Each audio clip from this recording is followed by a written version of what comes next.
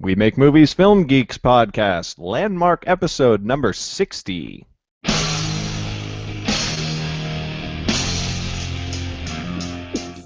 Welcome to the We Make Movies podcast, making the world a better place, one film at a time. And now, here are your hosts, otherwise known as the director, the actress, and who the hell is that guy? Chad, Michelle, and Garrett. Hello, everyone, and welcome to another We Make Movies Film Geeks podcast, the podcast that's all about how to get your movie made, how to get it seen by other people, and how to get it awesome. I'm your host, Garrett Robinson. With me, as always, faithful co-hosts Chad Kukahiko and Michelle Lucadou, all of us independent filmmakers and members of the We Make Movies community in Los Angeles. How's it going, guys? Good, how are you? Fabulous. I miss you, boys. I know, we missed you too. Welcome back, Michelle. Yes. My God. So Michelle, for anybody who is like, what the hell are they talking about? Michelle just got back from Africa, where she spent weeks doing humanitarian work down there, and I'm sure that was crazy. It was crazy. I learned to eat whatever was put in front of me, and I will never complain again about being dirty. All right. No Ebola, thankfully. No Ebola. I did Boca get a Raton. solid sinus infection, but no Ebola. And you were not taken by Boca Raton, thank goodness. True that. Who I like to call Boca Raton. I know. I've been to Boca Raton. There's a lot of old people there. Yeah, Megan's grandmother lives down there. We've been there a few times. And for anybody who doesn't know, Boca Raton literally translates to the rat's mouth, and they're not wrong when they call it that. It's a place. So. Wait, no, really? Boca Raton. Boca means mouth. Raton means rat. Ew. Yeah. Fun. So so that's highly pertinent to independent filmmaking. Let's start off with the show. We begin, as always, with community news, and at the top of the show, we just like to remind you, if you're an audio listener or a YouTube viewer, please pop on over to iTunes, rate the show, give us a review. It helps other people find us. We are definitely trying to market ourselves more, get out to more people, bring in more people to the community. Obviously, the We Make Movies community is kind of getting to be a little bit of a big deal on the Los Angeles independent film scene. So if you can help us out with that, we greatly appreciate it. And then this week is on Wednesday night, 7:30 p.m. is the Writers' Workshop at the Theater Asylum in Hollywood. It starts at 7:30 p.m. at the Theater Asylum. You can come, you hear scripts read that were written by members of the community and read by actors in the community. It is the main event, obviously. It's a hell of a good time, so stop on by for that, 7:30 p.m. And Chad, there's a thing there that was just deleted from the spreadsheet. Was that you? That was Michelle. That was Michelle. That was me, but I do want to let you guys know that if you are live watching, I don't know if you are, but I hope you are, feel free to comment, and we'll chat about what you have to say. Yes, indeed. We will bring up your comments live in the show. And with that, let's start with the general news. And Michelle, you're up first. Welcome back. Get to work. Me! Okay. Awesome. Okay, so I have just discovered this new website. It's called Flink Fame. And now there's a really selfish reason I discovered it, because they just did an article on me, which is very cool. But it's flinkfame.com, and you can check it out. It's a really awesome site. It tells the story. It started out talking about people in the music industry, but telling the story of their life kind of in like little small chunks. Like there's just like a little story at a time, and then they'll like release another section another day, and so you can go and you can click on whoever you want, everybody from like Eminem and Taylor Swift and David Beckham and yours truly. So they've just started. They've been doing a lot of artists in the music industry, but they're starting to branch out to filmmakers and folks like me and us. And I thought it was a really cool website, and it's a really fun way to learn new things about artists you wouldn't find anywhere else, and to learn a lot of very personal, interesting details about yours truly. So, yeah, check it out. It's called Flink Fame. What a great name. Flink Fame. Flink Blink, fame. Interesting. I flinked my fame the other day. I enjoyed it quite a lot. Oh, I will say, Garrett, I think though, you flinked someone else's fame. how did so? How That's did why they? Garrett's got so many children. Mm. Did they contact you out of the blue, or did they? How did they? I How did that mean, happen? Chad Kukahiko, I am slightly famous. Yeah, no big deal. Yeah, so, yeah, Yeah, I I did, saw actually, in no, that it's, I saw in that little featurette that got done of you today that you posted on my wall on Facebook. That website is badass. Like the whole way that it works, Chad, you got to see this thing. You're talking about Blink Fame?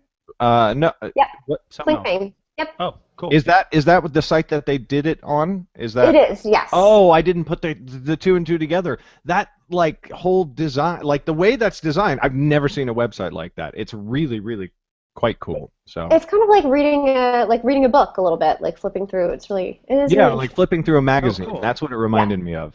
Yeah. Yeah. So Very anyway, cool. definitely worth checking out. Chad, you got your thing? Yeah, so Amazon is clearly going after Netflix. They have a new show that's coming out very soon called Transparent, and the show looks really good. It has an old acting teacher of mine, Jeffrey Tambor, as a. I don't want to give too much away. It's really really interesting. You should check it out. But I think what's more important about this is that the entire series is going to be available right away as soon as they launch it. And again, I don't know exactly when that's going to happen. So you'll be able to binge watch it just like you can on Netflix.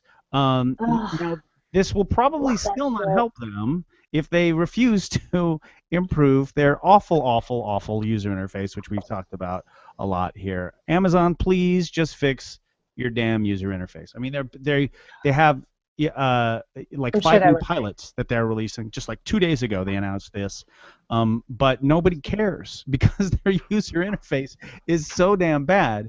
I mean, they have so much money. I just don't understand why they can't fix it. If you want to go ahead and check out this really amazing trailer for the new show Transparent, don't go look for it on Amazon because it's impossible. Go to YouTube and just do a search for like Transparent Jeffrey Tambor trailer, whatever, Transparent Amazon If you trailer. Google Amazon Transparent Trailer, it'll pop up. Yeah, but it's easier, believe it or not. It's easier. I found it easier on YouTube than through the regular old Googles because you'll No, I find. mean if you search, which is ironic, if you search YouTube for Amazon Transparent Trailer, it will pop up, which is like, I want to go to YouTube to find Amazon video. Crazy. There It's is something insane. wrong. No, with- absolutely. I mean, you can find it pretty quickly. You can find the first episode, but you'd think that you'd be able to watch the trailer there if you're like, oh, I don't necessarily want to. But Amazon's user interface is so sweet that you can. Hey, Chad, how do you feel about Amazon's user interface? I don't know. I seem pretty on the fence about it, right? I know exactly how Chad feels about Amazon's user interface. That's a pretty excellent summation. I just don't understand how you can have so much freaking money and fail so miserably at something. I mean, I just don't Well, get it. They just fixed their login. Their regular old login just fixed their regular old login like a week ago. It was news. For me, it's like how Google can I don't know, like what's the one thing that Google okay, so a lot of people really don't Very like well Google thought Plus. through I this. happen to like Google Plus a lot, but a lot of people are like, oh, it's so behind the other social media sites, and it's like, with all of the money that you have, why can you not have this be awesome? And my thought is that Amazon is focused on what's making them so much money, But and they're it's putting a lot of money into getting content. Like yeah, all of the they money are. they're putting behind Obviously. acquiring content, they could be creating half that content and fixing the user interface with the other half. You know what I mean? Like that's That's very true, but I think it's a similar scenario to how they developed the rest of their website, which was that they focused on getting the market, and then they made the user interface, and then they started doing things like coming out with Prime and making like buying easier and this, that, and the other thing. Even for us self-published authors, our dashboard up until like 6 months ago was terrible. It was the worst thing to use. It was so painful because they were mostly just focused on doing the things they needed to get the authors in the door, and then they were like, okay, so now we're going to start making this awesome. Maybe they're doing that. I don't know. But I don't think that that's. I think that that's the reason why I think that that's sort of irrelevant is that it's a different market. It's a different. The demands are different in the entertainment consumption market. User interface is so important. Yeah, and it's the most important thing, really. It's the most important thing. Eyeballs are so valuable right now that it's like if you tax an eyeball an extra half a second, you're going to lose it. You know what would be interesting, though, worth checking out, I think, is seeing how Amazon Instant Video works on the Kindle Fire. Because if it's an easy interface on your Kindle Fire, that makes total sense to me, because they're like, we don't care about anybody else. We care about people who are buying our devices. That would make sense. But that's ridiculous. I mean, I'm sorry, but that's a little bit ridiculous in the fact that they're trying to hit a much bigger market than just their own. You know what I'm saying? Like iTunes is available on everything. You don't need just an iPad. Just like Kindle is, but at the same time, the Kindle interface for a long time, I don't know. Well, I think we're just guessing at what a huge multi-billion-dollar corporation is doing. iTunes user interface is fantastic. Google Play's interface is decent. It's not unbelievable, the Google Play interface, but it's so much better already and they interface in a way. Obviously, they have sort of a leg up with YouTube as well, but it's. It's just, I don't know. It just seems to me with that amount of money, they should be, and throwing all the money at the content and gathering. I mean, they're sending me ads. I have Google Prime. I'm getting ads. They're trying to get me to use a service I've already paid for. I've got multiple ads. It's like, why are you spending money on ads? Just fix the reason I'm not interested. Fix your user. Anyway, whatever. I mean, is that just you? Do you think the average consumer knows enough to go like, hey, their interface is kind of crappy? Or are they just kind of like, I wonder if my... I think they sort of subliminally just go, they fuck around. I think it's maybe a subliminal thing, yes. Yeah, absolutely. I mean, but I don't think it's conscious by any stretch of the imagination for like 95% of the population. But that's the case about all user interface. That's the case about all user experience. That's why you hire user experience designers. And it's like, why don't they have any UX or whatever they call it, UE. I don't know. I have a buddy who's just gotten into it recently, and he's like, "It's UX, it's not UI." I'm like, all right, whatever. Anyway. Well, on a somewhat related note, I'll jump into my topic. Amazon bought this week. They bought Twitch.tv. Now, for those who don't know, Twitch.tv is a video streaming site, which is kind of like YouTube, but also really different in a lot of ways. It is primarily almost entirely a video streaming site, and it's really popular with video game players who will log in and stream live video game play. This is very, very popular. A lot of big YouTubers are big off of their Twitch TV audience who comes over to hear them talk about the gaming industry. The most famous example for me is Boogie2988, who is you've probably seen him, even if you haven't seen him. Like, he's one of those guys who is kind of all over the place on YouTube. If you were concerned that Garrett was not a geek before now, then you can rest assured that he in fact is a geek. Boogie2988. I don't think anybody had any doubts about that one. But so you go on Twitch TV, you stream, and then it's saved on your channel where people can then go and watch them and whatever. So this purchase, the reason that this is somewhat big news is that those who were into the site and into that industry, including Boogie, were like fully 100% convinced that Google was going to purchase Twitch. Oh, wow. And then consolidate their hold on all things online video. The Amazon purchase came completely out of left field. Most people didn't even know that was an option, and some insiders were saying, yeah, final negotiations with Google are underway and blah blah blah blah. So maybe, hopefully, we can hope this is some sort of sign that Amazon is like, okay, well, let's start getting more serious about this, because Twitch is a great user experience. You log in, you go to your page where your favorite people. It's like, oh, Boogie's streaming Skyrim. You know, Jenna is streaming Kim Kardashian. Some people, yes, actually stream the Kim No. Kardashian. Yep. I've only seen video games on it. I get on there now and then and watch StarCraft. No, streaming the Kim Kardashian iPhone game. There's a game? It's the worst. It is the worst thing that's ever happened. What's the objective?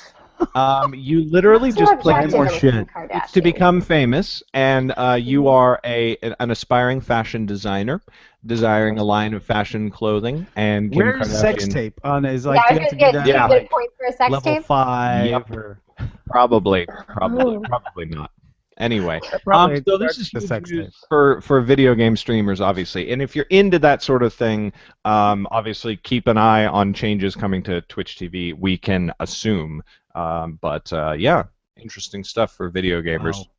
Let's get Word. back on the Wow. film. Yep. Just wow. Yep. Wow. Michelle. Yeah, so I was like, do I talk about this? And I was like, it's probably not news, but here's the thing, like, it's news to me, and it makes me very excited. I'm probably late to the party, but I am newly obsessed with Film Independent's website. I just happened to randomly be in Africa with the head of Film Independent's social media. So we started talking, and I hadn't really thought about, I mean, you know, I go to, you know, LA Film Fest every year, but I didn't really think about Film Independent as like a source for news kind of thing. I usually go to like No Film School or whatever. Anyway, so I went to their website, and it's really interesting. I mean, they have tons of info up there. Like, they have a Q&A with like top line producer, and it's not like stupid questions, it's like actual questions, like how do you most accurately anticipate like P&A prior to shooting, and like how do you deal with conflicts with heads of department as far as like what you want to do, and other stuff like that. I just found it like really interesting, like ways to market your indie film. And if you haven't, I think check it out, because it was kind of like a thing that I was like, oh, it's Film Independent, whatever. But it really does have a lot of interesting stuff up on there. I will add it to my flip book. That sounds cool. Yepers. Okay. I am trying not to. No, I have issues with Film Independent. Well, they have information up there that is interesting. They do have information. I just think that they're. You don't have to pay for it. I just think they bleed artists in LA, generally speaking. I think. Are they like the author solutions of the film world?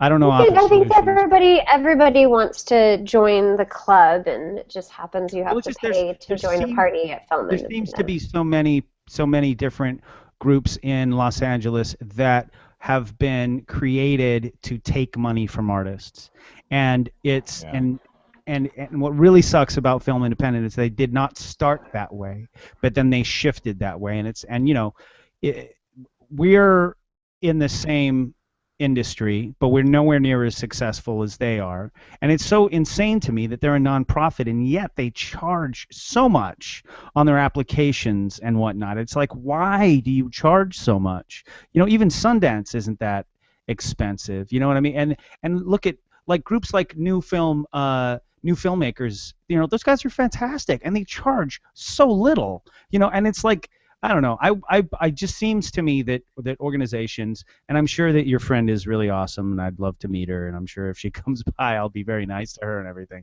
My problem is not with her. My problem is with the people at the top and with the trend. You know, I think it's similar to what's going on with Sundance right now. Is that, you know, Robert Redford wouldn't be talking smack about his own company, his own organization, if it wasn't for real, if there were shifts. I think that the quote unquote independent market has become its own, you know, sort of industry, and it's not independent anymore. And I think Film Independent and Sundance are both two of those guys, and I think it's time for people like us, New Filmmakers LA, and we make movies. So anyway.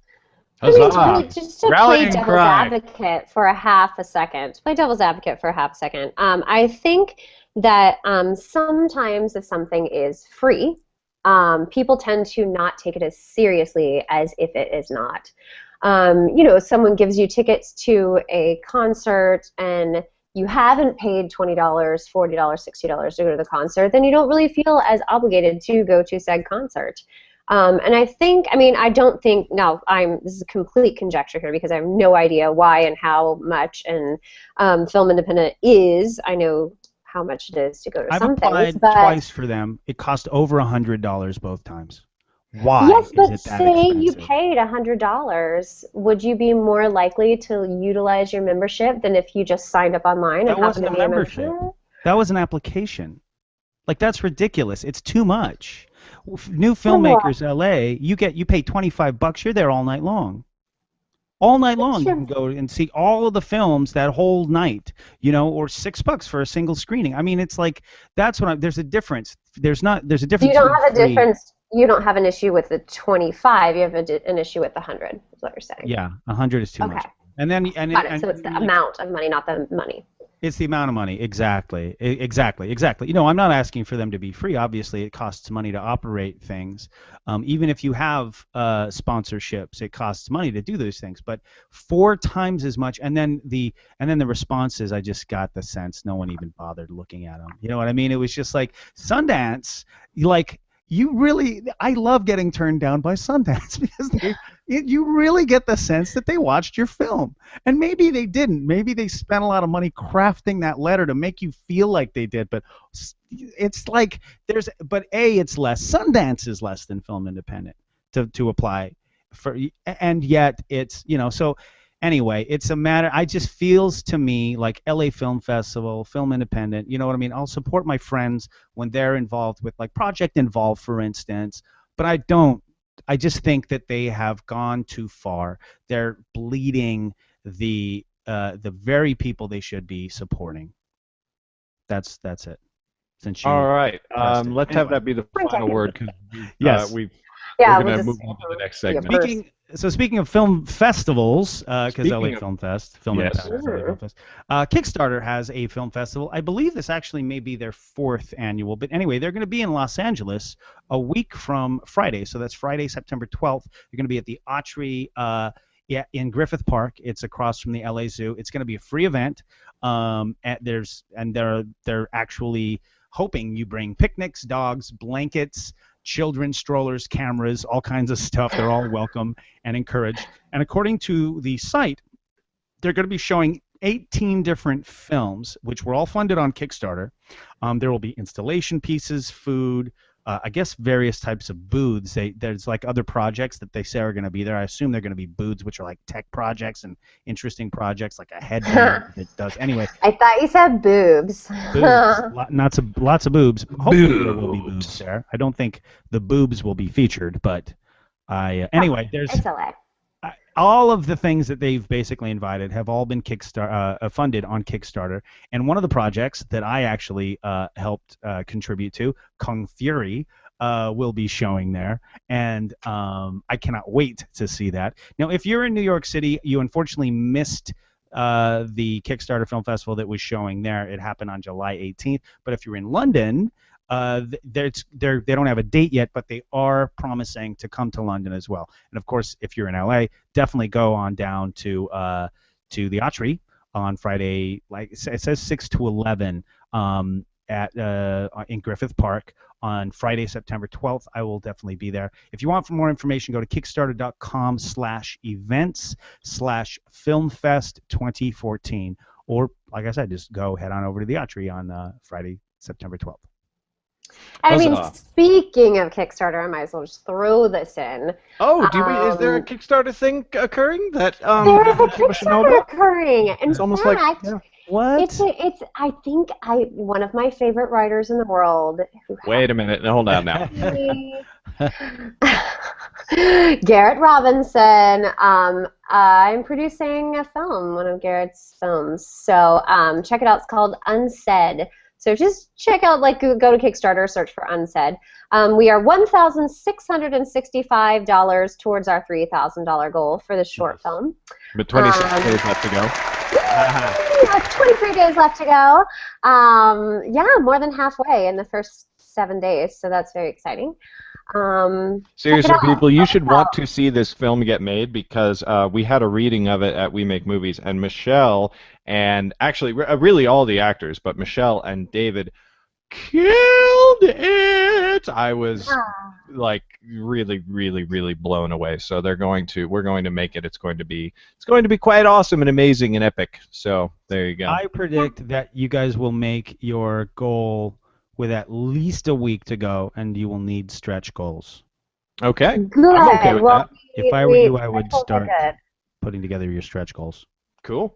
Everybody can have a copy of Rebel Yell. I don't know. What do you? It sounds a little dirty. That's not a bad idea. But... That's not a bad idea. I actually just realized today. I sent Michelle a text. I was like, we should offer copies of my books. Like, I can't believe I didn't already think of that. So we're gonna go in there and toss that in with some of the goals probably. That's a great idea. So if you've already check it out in a few days because there will be more goals. Yeah, and more rewards and everything. Mm-hmm. So I'll jump into my thing.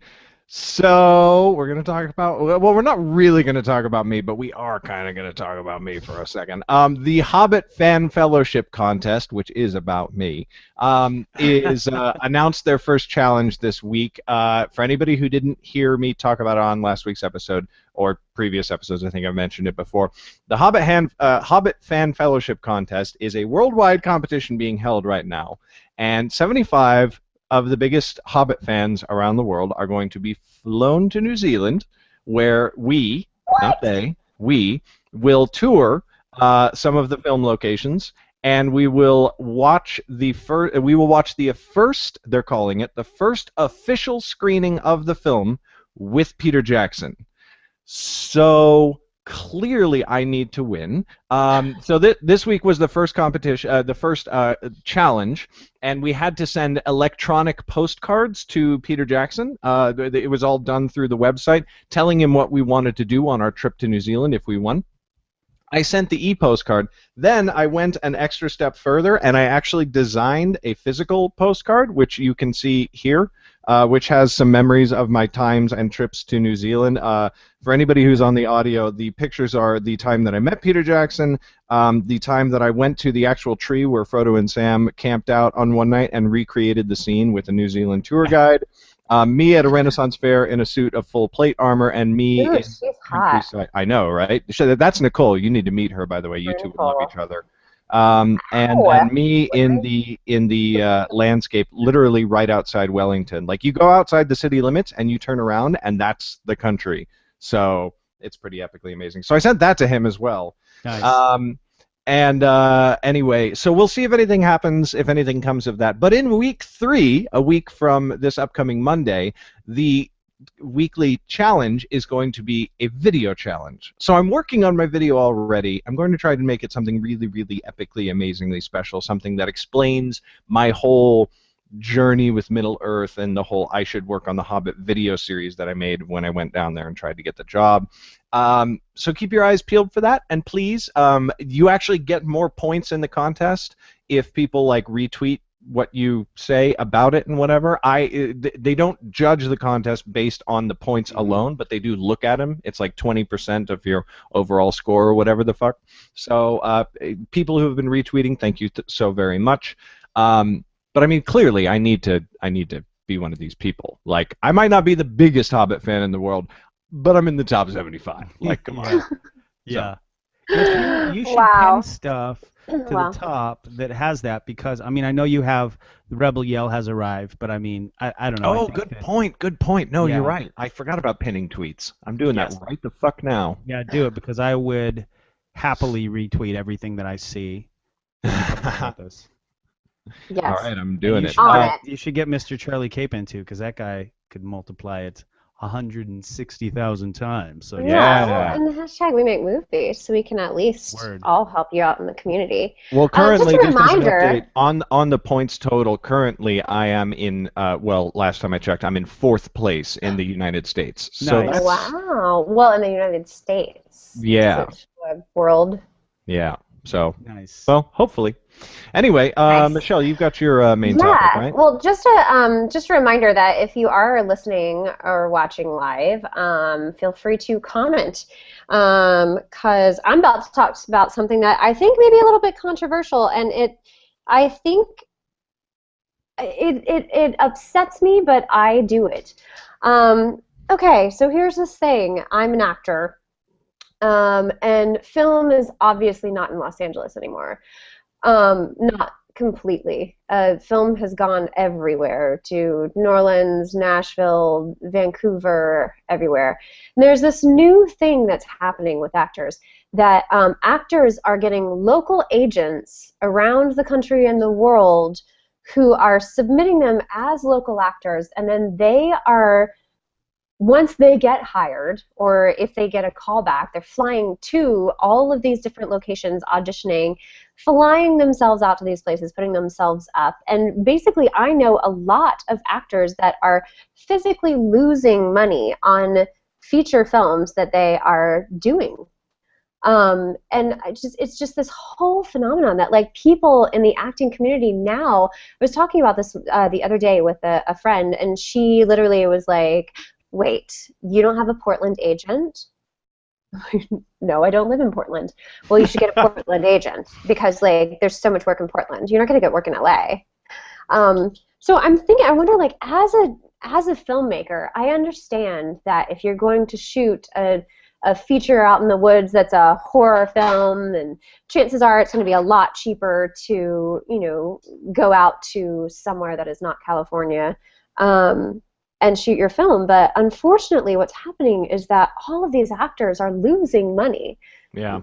A lot, in hopes of getting jobs, and because people are not hiring from Los Angeles to fly people to whatever location, largely because the SAG regulations for flying an actor to a location are just slightly ridiculous. I mean, all of the hoops you have to jump through to bring a SAG actor from Los Angeles to, let's say, Nashville to shoot a feature or even a short. Like, you have to fly them first class, you have to put them up in a specific hotel, I mean, like, per diems and all this, like, stuff that is just killing us dead.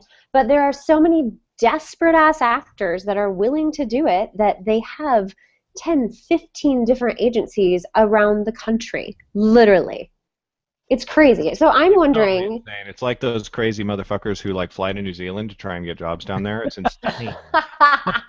See, like how I brought that back? Yeah, I like that. I like a full circle. So I'm wondering, because I see it as, from my actor standpoint, and I know how I feel about it. So I'm wondering, as filmmakers, I mean, how do you feel about it? And at what point do you go, yeah, I am going to hire a local actor? Well, I mean, I'm actually in a similar sort of situation with Ms. Young, because I just know that I wrote it specifically to be inexpensive to shoot. I wrote it in a remote cabin, and what I didn't understand is getting a remote cabin in Los Angeles is nearly impossible. Right. So I found a great cabin, found a great team up near Reno to work with. Problem is it's an acting heavy piece. So there's no way I'm going to be able to hire up in friggin' Reno. There's no way I'm going to be able to. These roles are just way too. So automatically, the budget that I thought was going to be, we'll be able to do it over weekends, just driving out of town. Now, because I can't find a remote cabin anywhere within driving distance of Los Angeles, it jumped up to minimally like $80,000. That's the minimum of what we would do, and it would be really tight. I mean, if we wanted to shoot. So it's, I like my. Yep. I almost went there, but sorry. You get what you want. You get what you pay for. I mean, Right. I've been watching, just because I'm a sci-fi geek, Continuum, and there's some awful acting that happens on that show. And then I started watching recently Arrow, which I'm enjoying, and again, some pretty awful acting. First season? Huh? First season or second season? Of which? Both? Arrow. I am an Arrow girl. First. I watch Arrow. I like Arrow. But I think that what saves it is some of the leads are quite good.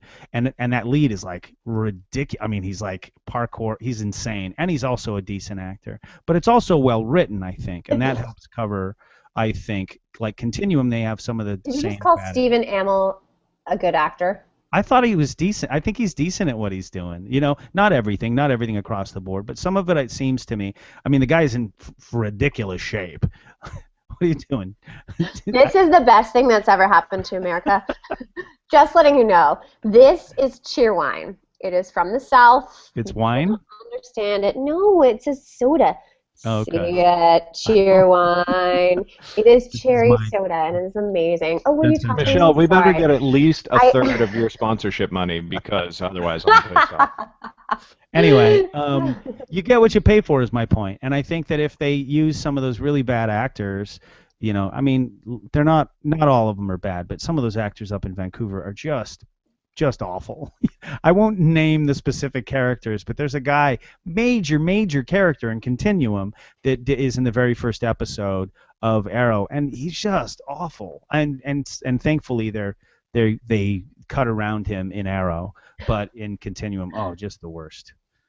Yeah, that definitely sucks. I mean, that's the thing is that like you've got so many people who like come to LA because it's kind of the place to be, so that when you go out and you do like these, things in other locations and whatever, you end up with I mean, sometimes if you want to take advantage of those breaks, you end up with people that maybe aren't the best at what Yeah. they do, and like that's one of those realities that like I hate dealing with. That's Yeah. why I don't know.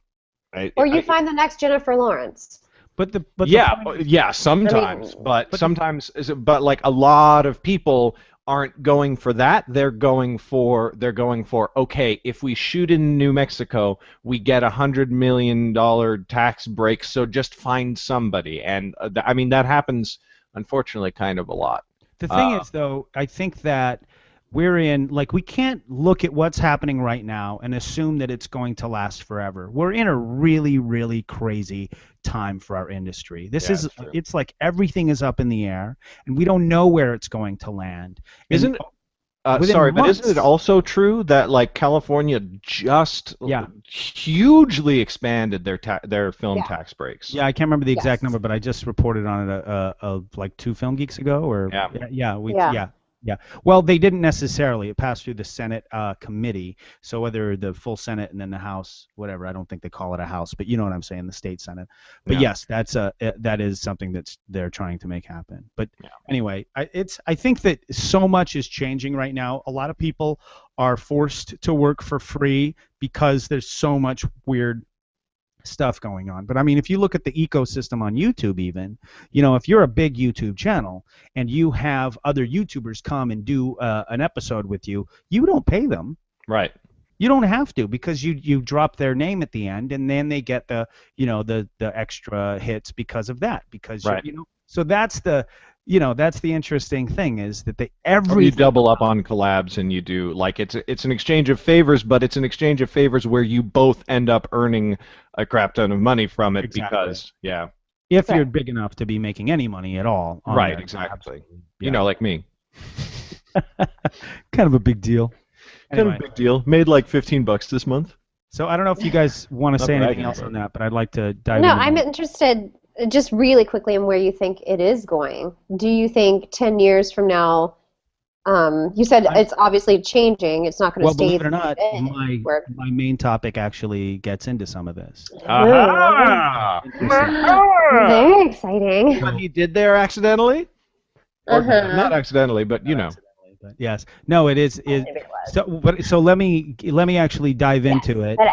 and then I'll circle it back to this because it just works better that way. Anyway, if you are familiar with ACX.com, that's Amazon's audiobook talent market, like voiceover market, you might be familiar with kind of a newish trend in our industry. I would actually venture to say that it's similar to what Mark Suster, who's one of my favorite bloggers in the world at bothsidesofthetable.com, what Mark Suster calls collaborative consumption. Now, Lyft, Uber, Airbnb, a whole slew of disruptive tech companies have been doing really well in this particular field, and I would venture to say that ACX and VoiceBunny, and then a new site out of New Zealand called 90 Seconds at 90seconds.tv, these are all kind of specialized versions of this same collaborative consumption tech trend. Now, if you're not familiar with this particular trend, or even Uber or Lyft or any of these companies that I'm talking about, these are all basically companies that take people with certain specific needs, and they put them together with other regular people who can provide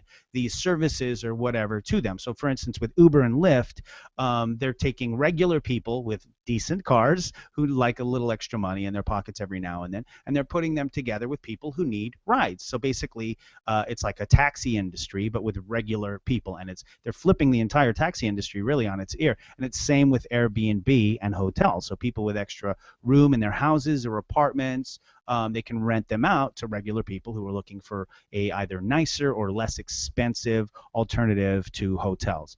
So, ACX. So back to ACX and Voice Bunny in 90 seconds, and actually I'm sure a bunch of other sites and services that aren't quite developed enough to really get onto our radar yet.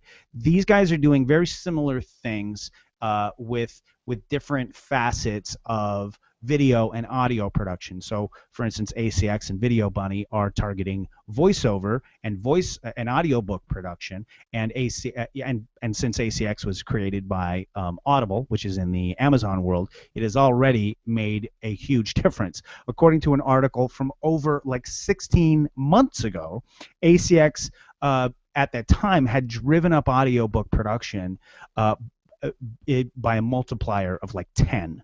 Now, 90 seconds .tv, on the other hand, it deals with full-on video production. And as with all other collaborative consumption markets, you can sign on as either a brand looking for somebody to, or brand or whatever, they call it brand. They call it brand or freelancer, but brand really could be anybody who's looking to get some kind of video production, hire somebody basically. Now, as I usually do with new services like this, I of course signed on, but my account is still in the initial application limbo. I mean, my buddy Mike, who's up in the San Francisco area and really keyed in with these. He's the one that actually turned me on to Voice Bunny as well. He told me about 90 seconds.tv, and so I jumped on. And I'm still in that initial application limbo, so I don't have anything to report as of yet.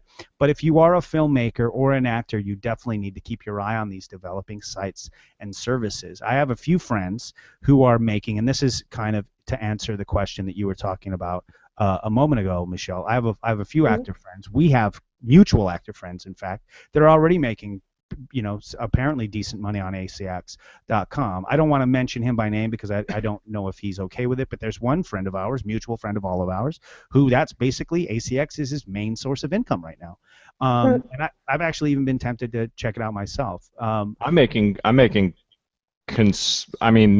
not insignificant money off of ACX myself. Oh, and you're doing the audiobooks for your own as well as other people's? Yeah, no, I'm actually just narrating for myself, and because I'm now doing the weekly releases of Nightblade, I'm releasing every week a 1-hour audiobook, and so and it has a 3-week delay, but people are getting the new episode every week, and people are actually kind of enjoying it, and at the end I'm going to have the whole compiled volume. It's so easy to use. It's so easy to find people to read for you. It's really great. Yeah, it's quite fantastic. That's great. Now, I don't know if you guys are aware of this, but Uber has recently been valued at over $10 billion. What? So that is the proof, and it's not just because it's the taxi service. It's because apparently there's a bunch of other things that their entire technology makes all this kind of stuff, this collaborative consumption, really, really. I don't know what the word is. I guess sort of you can take it versatile, I think is the word I'm looking for. There's you can take that kind of service, that concept, and probably I imagine the tech underpinnings structure of what they've created, and then you're able to put it to just about anything, And I think that's there's no overhead. Sorry?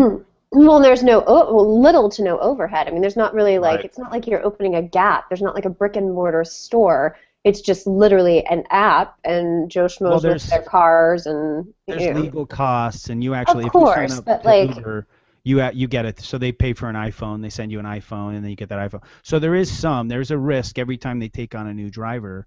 But they're obviously making, anyway. And compared to a traditional taxi company, it's tiny. Yeah.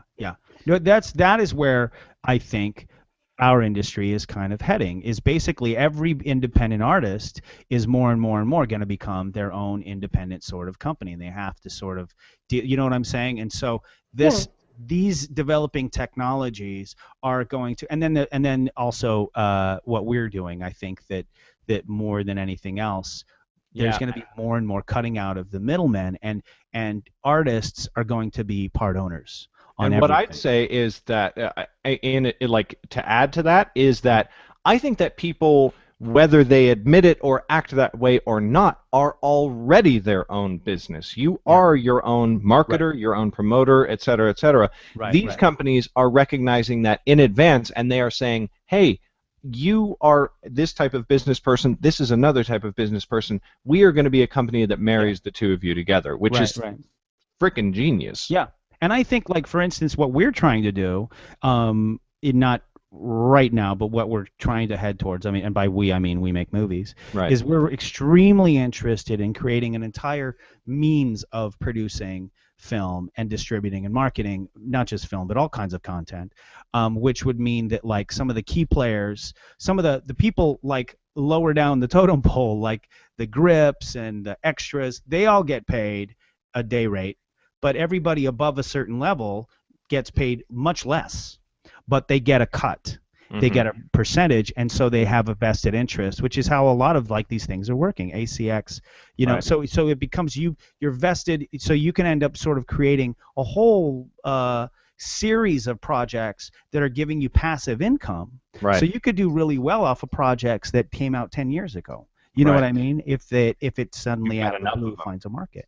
Yeah. That's where I think our industry is going more than anything else. I Definitely think the you're indie very, world. I think you're very, very right. Yeah. I want to stress again something that Chad said earlier. If you were an actor, get on ACX. Just get on it. You can Absolutely. audition for scripts. You can audition for scripts that pay that where you share 50% of the audiobook royalties. You can audition for books where they pay you up front. You can audition freely as much as you want to. You're going to need a microphone. And you're going to need the ability to record yourself and like make it sound not terrible. But it's like it's a wide open market. I have been hired to do 2 audiobooks other than my own. I'm not doing that anymore because like just it cuts so heavily into everything else that I'm doing that after the first 2, which were books that I really loved, but after those 2 I was like, okay, I'm not doing this anymore. But like people they want to have an audiobook and they want you to narrate it and they want to include you in the royalties for that book going forward. So yeah, if you're an actor, get on that. And I guess I'll jump into my main topic. Cool. All right. So this is my official report on the new app Hyperlapse. Have you guys heard of this? No. Oh, no. Only through you. Okay, so Instagram has a new free app, free just like Instagram, called Hyperlapse. It is a video app. Right now it's only available on iOS. They're developing it for Android. It will be coming to Android very soon. But it's on iOS right now, and basically what it is it is a video app that combines Steadicam and time-lapse technology, and it's really pretty cool. You film the video, and it automatically stabilizes it. No matter, like, it just does its best to figure out algorithmically what to stabilize, and it stabilizes the video, and then you can speed it up to 12 times. So there's lots of examples of people doing walking through an entire building and speeding that up 12x so that it's like this super fast. But it's the stabilization.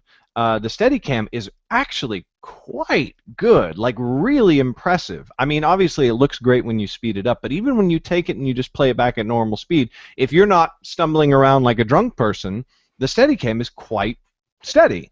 It's not as good as a glide cam. They try to market this thing. They're trying to market this thing like it's a $15,000 film setup in a free app. It's not that. It is cool. It's not quite that cool.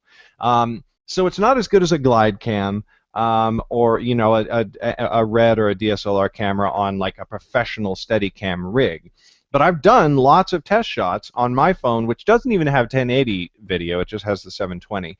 And I've done lots of stuff walking around in the backyard with my kids, going through the house, going down the street, filming out the side of my car window as I'm driving. It steadies really, really, really nice. What kind of film do you have? What? What kind of phone do you have? iPhone 5, not the 5S. So one generation back. I'm So I'm just surprised it doesn't have 1080. That's fascinating. Yeah, no, that was the last one that was 720, and now it's 1080. It's 1080 on the iPad and blah blah blah blah blah.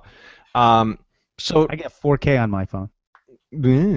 So the time lapse Wow. is less completely totally amazing, unfortunately.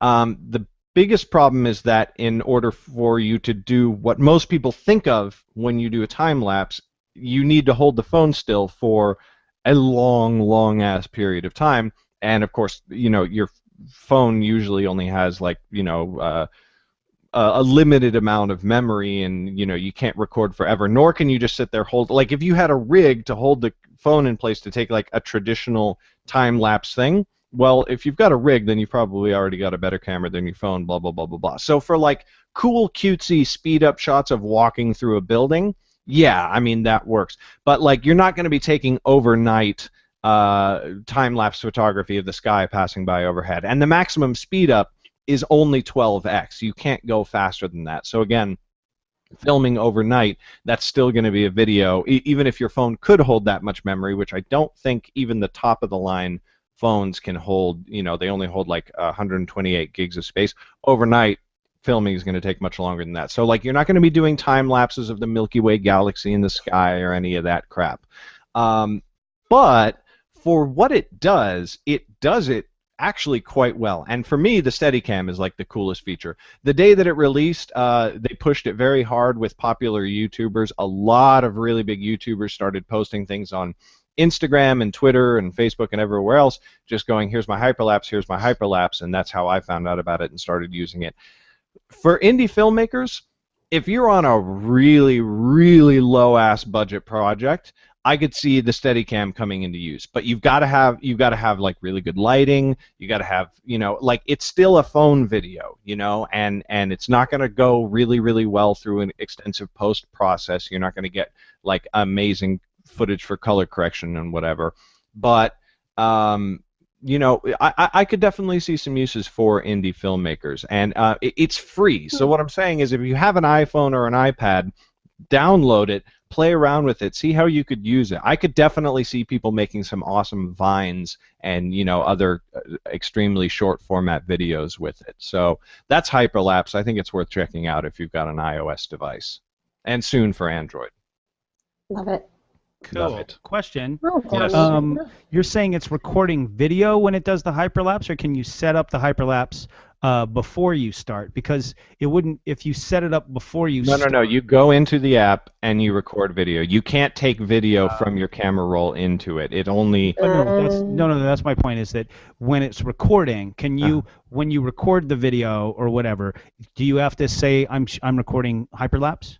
No. You record and then you drag a little slider saying how fast you want it to go. So afterward you can go, oh, this looks great at normal speed. Oh, it looks awesome at 12 times. I see. Okay. Yeah. Then that makes sense, because I mean typically when I did my very first hyperlapse a couple weeks ago, and it was cool. Art Chong helped me with it. If you guys know Art Chong, and it was really, he just was gonna show up, and actually we were just gonna talk and I was gonna do it, but he just like stepped in and helped out, and thank God, because he actually knows what he's doing. And so it was really cool. We built on this slider that Denny bought recently. I basically printed out a thing so that I was moving basically a millimeter every minute.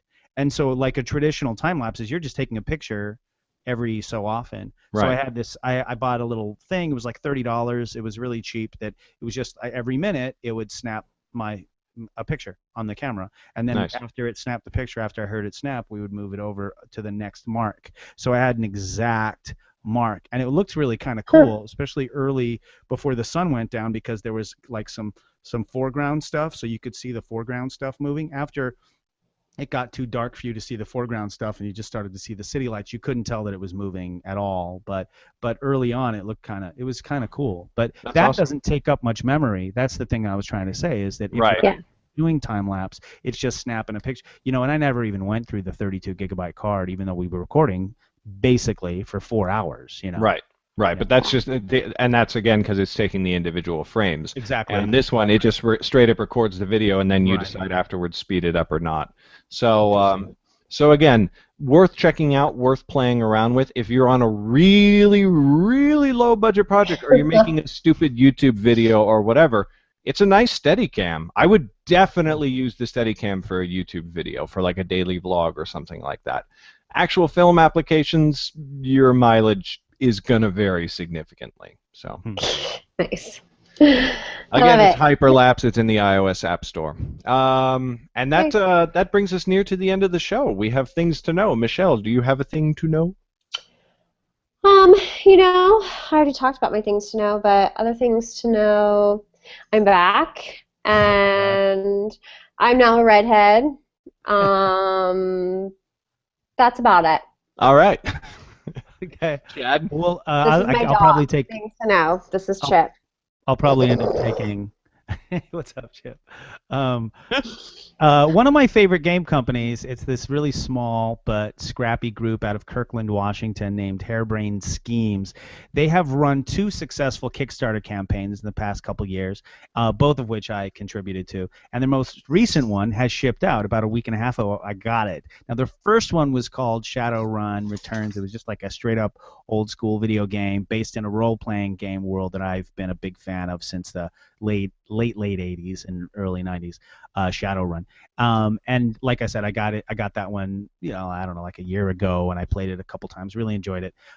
Which, by the way, if I play something more than once a video game, that's a good thing, because I play video games once, and that's pretty much it. Now, this new thing is really cool. It's called Golem Arcana, and it's a tabletop game with those like large figures, like that kind of tabletop game that you play. It's like a war game between 2 people. And I can't wait to play this. I have not played it yet. I need to find somebody particularly geeky who's as into it as I am, or into it at all, so I can play with them. But it's got like this Bluetooth stylus. Did you just ask if you would like someone to play with you role-playing? It's not a role-playing game. It's a tabletop game. It takes a lot less time. Ooh, a tabletop game. Maybe I'll bring it I get the feeling Michelle quite enjoys role-playing on top of a table. Come on, I couldn't leave that one alone. That's hilarious. It was so good all podcast. You know what, though? You gave me a good idea. I think I'm going to bring this game to your thing tomorrow, and I'm also going to bring Settlers of Catan. Done. Okay, so the party is going to be awesome. Michelle's going to be hanging out with everybody, and Chad and I are going to be in the corner going, "Oh, this is awesome! This is so cool." Yes, I'm going to bring this in. Are you going to, Garrett? Because I will totally bring it, and we will totally play it. I am totally going to try and come, and if I don't hate me, Michelle.